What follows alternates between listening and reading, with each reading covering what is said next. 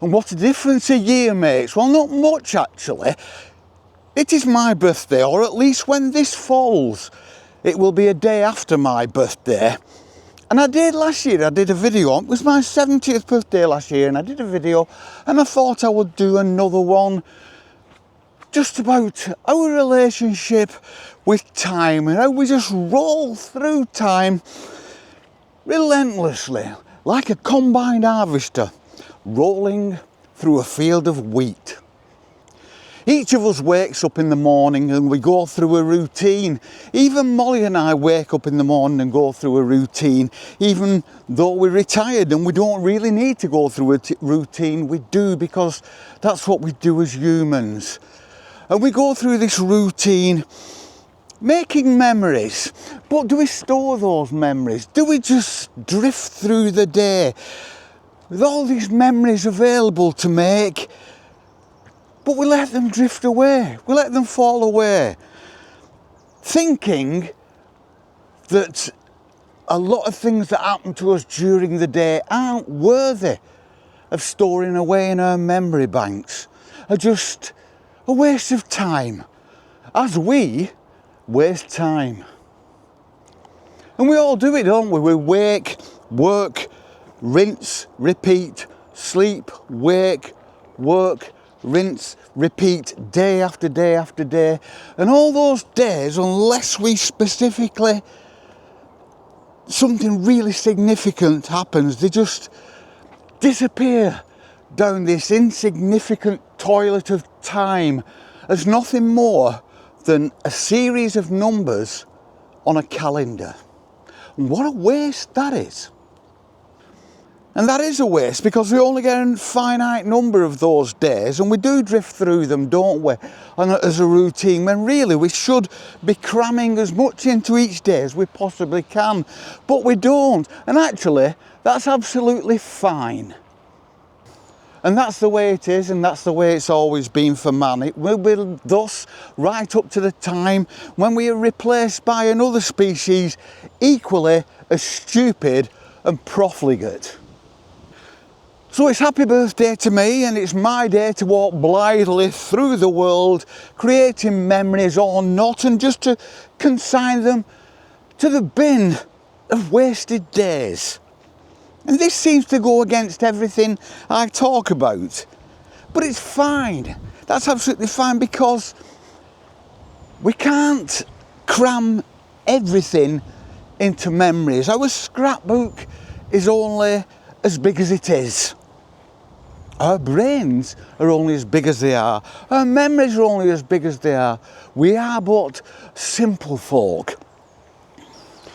But will I just walk blithely through life, or will, without me knowing about it, subconsciously, will my mind be making memories? Because the memories we have up here aren't like Google Photos or that bright red juicy apple that you see in Aldi's window.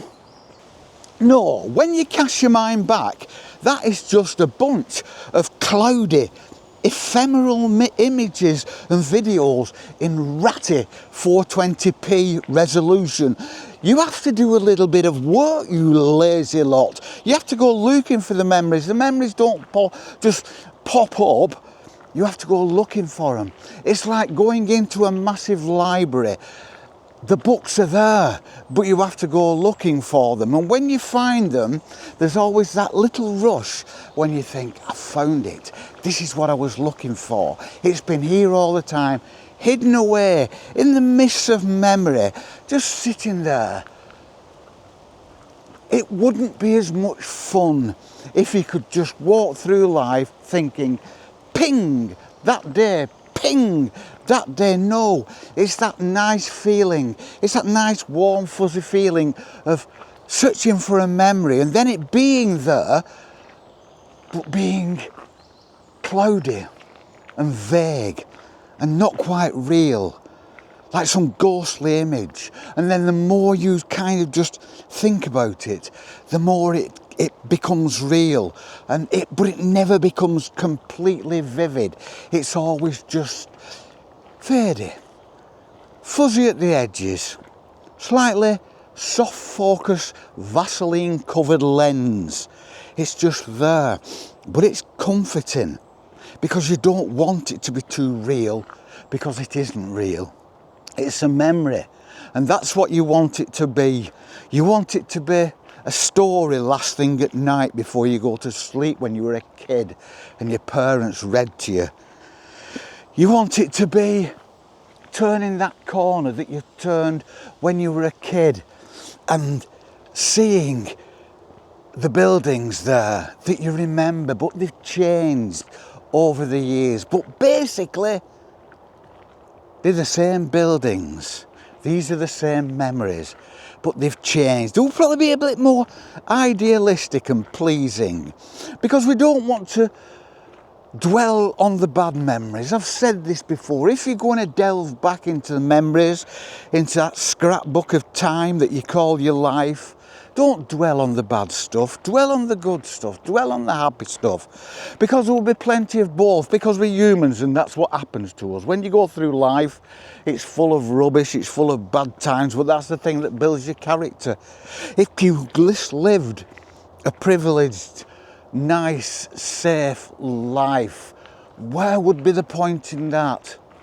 Where would be the memories? Because you need the bad memories to make the good memories stand out, and make that looking through the library, make that long search through those misty, ephemeral images and videos in that library to make it all worth the while. And then you can stroll like I do today, looking back. It was 12 months since my 70th birthday, and I can remember the morning I did it. I can remember the clothes I wore. I can remember the stump, the tree stump that I started it on, because one of my viewers had suggested it. Why don't you do a video from that tree stump that you've walked past? It's like this big, majestic, old stump. And I did. And I can remember it now. And I can remember walking away from it and walking up the path. I can remember doing it. It was 12 months ago today. But it's a bit vague. It's just a memory. I will never actually feel the weather of that day. I can only remember the feeling of the weather that day, because touch and smell and sight and sound, once it's passed, even that's a memory, and it's never going to be vivid. When you say, I remember the touch of, you don't, because it's like pain. You can only describe pain when you're feeling pain. All you can think of when you describe pain, once that pain's been and gone, all you're doing is describing how you felt. You're describing the trauma of the pain. You're not describing the pain itself. And it's just like that with the memories of days gone by. You're describing the smell, you're describing the sensation that you felt at the time. All you're doing is it's describing a memory. You're not describing anything tangible. You're just describing an emotion that you felt, and that's what memories are. And that kind of makes memories even better, doesn't it? And do you know how I will know whether I've enjoyed this day or not? Because it will be the memories that I can drag up after I've had a bit of a route round, not easily, not straight away. After I've been through that library and thumbed through a few books and been disappointed and put them down and picked up another one and browsed through that until, yes, I find that passage, I find that paragraph that I've been looking for. But it seems a way away. I can read the words, but they're kind of a bit blurry.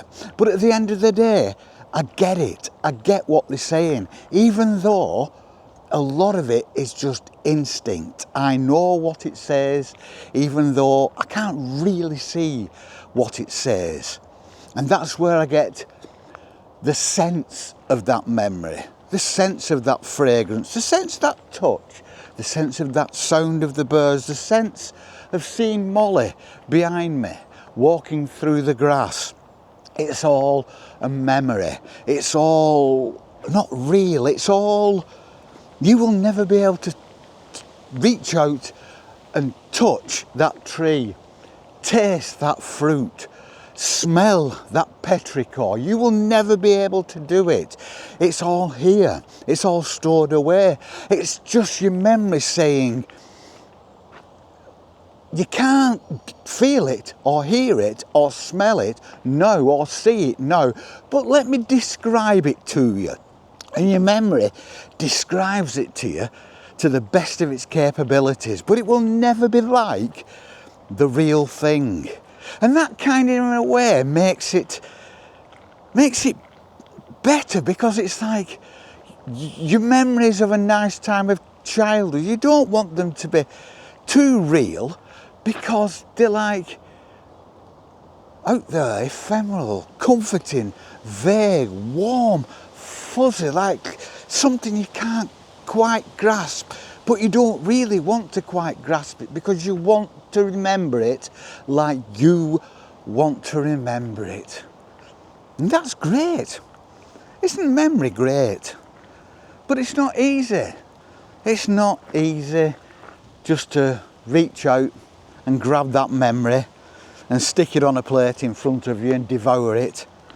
It's never going to be that easy. It's just going to be there, something in the past. And the longer we live and the older we get, the memories of childhood really are distant. But when you draw them up, they are the best. They are the most comforting, as long as you had that decent childhood. I was lucky enough to. But they're there, and at the end of the day, they're the ones, because they are vague and distant and in black and white, they're the ones with the most meaning and the most relevance. It's okay remembering something that happened last week or last year, but to remember something that happened decades ago, those are the ones that make you smile. So where do you want to be? Do you want to be walking blindfold through the days, or do you want to be making those memories without really knowing you're making those memories? And when you've made those memories, they'll be there, but they will be vague, and they will need some searching out. But just that makes it so much better, so much more worthwhile, so much more of like a picnic for the soul. Sitting down in a field on a warm summer's day, on a blanket, with sandwiches and a nice drink. And that's a memory. And when you remember those memories of picnics you had long ago, the colours are vague. The fall colours may seem a little bit washed out, but they're there and they're comforting. And it's on the sounds, maybe just a memory of the sounds, but they're there and they're warm and they're comforting. And I love it. And it's happy birthday to me, and we shall see you on the flip. Peace and love.